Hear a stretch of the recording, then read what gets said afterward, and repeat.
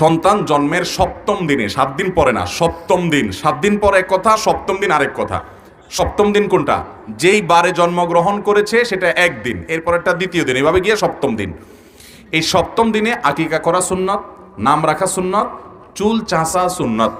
চুল চাঁচার পর ওই চুলের সমপরিমাণ, ওজন সমপরিমাণ স্বর্ণ কিংবা রূপা বা তার সমমূল্য দান করা, এটাও হাদিস দ্বারা প্রমাণিত, এটা মুস্তাহাব বা সুন্নাহ।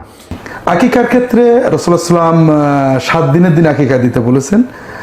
এক্ষেত্রে ছেলে বা মেয়ে প্রত্যেকের জন্য একটা ছাগল দেওয়া, এটাও হাদিসে আসছে।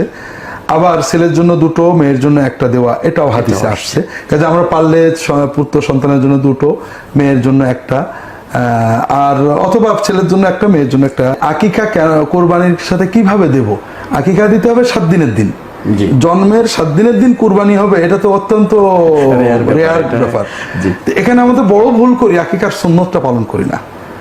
আকিকার 7 দিনের দিন কুরবানি, এই জন্মের 7 দিনের দিন আকিকা দিতে হবে। কারণ কি? জন্মের আনন্দ তো নগদ করতে হবে। আমার সন্তান জন্মেছে, আমি তখন আনন্দ না করে 2 বছর পরে করবো, এটা খুবই দুঃখজনক। এটা সন্তানের হক নষ্ট করা হয়। জন্মের সপ্তম দিনে আকিকা দিতে হবে। আকিকার পশুর দাঁতের কোনো শর্ত নেই, নামটা সপ্তম দিনে রাখতে হবে, আকিকা সপ্তম দিনে দিতে হবে, মাথার চুল নেড়ে করতে হবে সপ্তম দিনে, চুল সমপরিমাণ রূপা দান করে দিতে হবে। এই হলো বিধান। আকিকার গোস্ত বন্টন হবে না। আকিকার গোস্ত নিজস্ব গোস্ত, এটা বাপের জিম্মেদারি।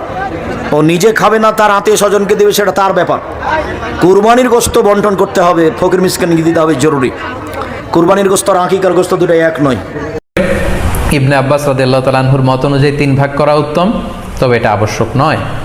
আপনি 1 ভাগ নিজে খাবেন, 1 ভাগ আত্মীয় স্বজন প্রতিবেশীদের দিবেন, আরেক ভাগ গরিব দুঃখীদের মাঝে বন্টন করে দিবেন, এটা উত্তম, কিন্তু এটা আবশ্যক নয়। পুরো গোশত যদি আপনার লেগে যায় আপনি ভোগ করতে পারেন, আর যদি আপনার কাছে অতিরিক্ত গোশত থাকে এটা আপনি আত্মীয়দের দান করুন, গরিব আত্মীয়দের আপনি উপহার দিন।